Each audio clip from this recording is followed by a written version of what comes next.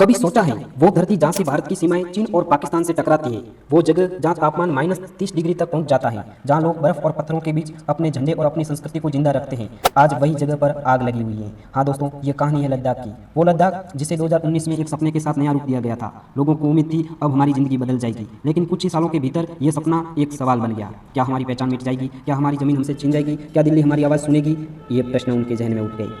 दोस्तों, आने वाले कुछ मिनटों में मैं आपको सब कुछ बताने वाला हूँ जो शायद आपको आज तक किसी ने साफ साफ नहीं बताया। लद्दाख क्यों उबल रहा है, क्यों सोनम वांगचुक जैसे शख्स को गिरफ्तार किया गया है, क्यों 4 जिंदगियां चली गई हैं, और इस आंदोलन का असर सिर्फ लद्दाख नहीं बल्कि पूरे भारत पर भी पड़ सकता है। तो इस वीडियो को आखिर तक जरूर देखिएगा, क्योंकि यह कहानी सिर्फ लद्दाख की नहीं बल्कि यह कहानी है हमारे देश के भविष्य की। 24 सितंबर 2025 की सुबह लेह की सड़कों पर भीड़ इकट्ठा होने लगी। हजारों लोग हाथों में झंडे और बैनर लिए खड़े थे। नारे गूंज रहे थे, हमारा हक दो, हमें 6th शेड्यूल दो, लद्दाख को स्टेटहुड दो। यह प्रदर्शन शांति से शुरू हुआ था। लोग बैठकर भाषण सुन रहे थे, हाथों में संविधान की कॉपियां लिए हुए थे। महिलाएं, बुजुर्ग, नौजवान सब मौजूद थे। उनकी आंखों में उम्मीद थी कि शायद इस बार दिल्ली उनकी आवाज सुनेगी। लेकिन दोस्तों, इतिहास गवाह है, जब आवाजें लंबे समय तक अनसुनी की जाती हैं तो वो चीख बन जाती हैं, और यही हुआ लेह की सड़कों पर। कुछ ही घंटों में माहौल बदल गया। प्रदर्शनकारियों और पुलिस के बीच धक्कामुक्की शुरू हुई। पुलिस ने भीड़ को तितर बितर करने के लिए आंसू गैस छोड़ी, लाठीचार्ज हुआ, भीड़ भड़क गई। सीआरपीएफ की गाड़ी को जला दी गई, बीजेपी का दफ्तर जल उठा, पत्थर चले और गोलियां भी।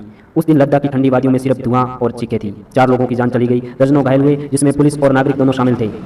लेह की सड़कों को तुरंत कर्फ्यू में बदल दिया गया, धारा 144 लगा दी गई, इंटरनेट बंद कर दिया गया और लोगों की जिंदगी अचानक सन्नाटे में बदल गई।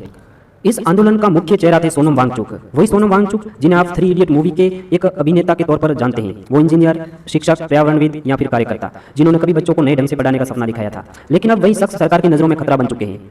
हिंसा के अगले दिन उन्हें गिरफ्तार कर लिया गया। उतना ही नहीं, उनकी एनजीओ सेकमॉल का विदेशी फंडिंग लाइसेंस भी रद्द कर दिया गया है। सरकार का तर्क था आंदोलन को विदेशी ताकतें हवा दे रही है, लेकिन लोग कहते हैं ये हमारी अपनी आवाजें, हमारे हक की लड़ाई है। सोनम वांगचुक ने खुद हंगर स्ट्राइक करके कहा था लद्दाख की पहचान मिटाई जा रही है, हमें 6th शेड्यूल चाहिए, और आज वो जेल की सलाखों के पीछे हैं। आप सोनम वांगचुक की आवाज खुद सुनिए। युवा पीढ़ी का बराज था, एक तरह का जेन-ज़ी रेवोल्यूशन, जो कि उनको सड़कों पे लाया। 5 सालों से वो बेरोजगार हैं, एक के बाद एक बहाने करके उन्हें नौकरियों से बाहर रखा जा रहा है और फिर लद्दाख को संरक्षण नहीं दे रहे हैं। मैं हमेशा बोलता आया हूँ कि ये नुस्खा है समाज में अनरेस्ट का, सोशल अनरेस्ट का, कि आप बिना काम काज के युवा को रखें और उनके जो लोकतांत्रिक अधिकार हैं उनको भी छीन लें ना। आज यहाँ पर कोई लोकतंत्र का मंच नहीं है, और 6वां शेड्यूल जिसकी घोषणा की थी, वचन दिया था, वो भी नहीं माना गया। फिलहाल मैं इनमें नहीं जाना चाहूँगा। मैं अपील करता हूँ लद्दाख के युवा पीढ़ी से कि वो जो भी हो इस रास्ते पर न चलें।